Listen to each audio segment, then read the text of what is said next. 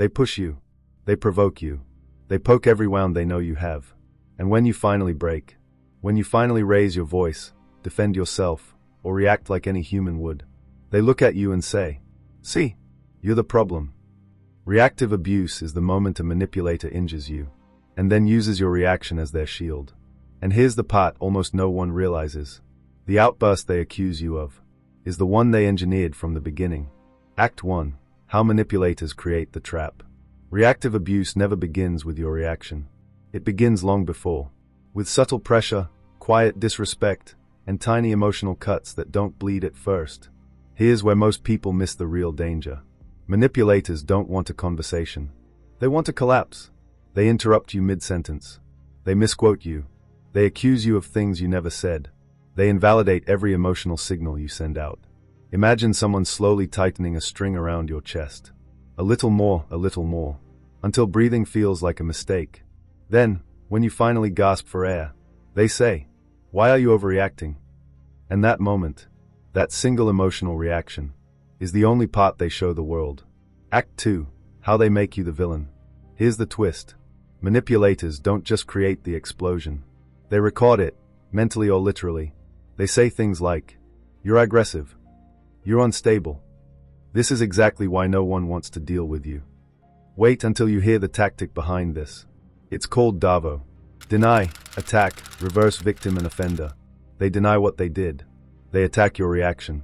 Then they reverse the roles. They become the wounded one, and you become the abuser. Reactive abuse is not you losing control. It's you being strategically cornered. And here's the part manipulators rely on. The more you defend yourself, the guiltier you look. Act 3. Why victims blame themselves. People experiencing reactive abuse almost always say the same sentence. "I don't know what's wrong with me." But nothing is wrong with you. You are responding to emotional injury in the most human way possible. Here's the part your brain doesn't tell you.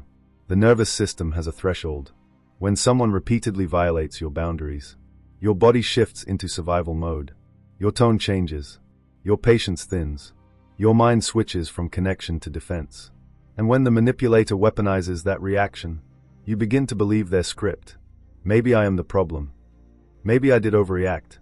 Maybe it is my fault. It's not. It never was. You are pushed into a version of yourself that only shows up under emotional threat. Act 4. How to break out of the cycle. Breaking reactive abuse starts with one shift. You stop defending your reaction and start analyzing their pattern. Here's where the power flips back to you. Step 1. Name the provocation. If you can identify the setup, you break the trap. Step 2. Stop engaging in circular conversations. Manipulators repeat arguments to drain your clarity. Exiting the loop is the win. Step 3. Respond, don't react. Slow your voice. Slow your breathing. Their narrative depends on your explosion. Step 4. Document everything, mentally or literally. Facts shatter fiction.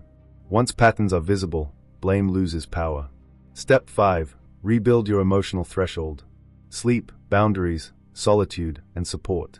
Restore the self-control manipulation steals. And here's the truth most victims never hear. Your reaction didn't make you the villain. Their behavior created the villain they needed you to play. The real damage of reactive abuse isn't the argument.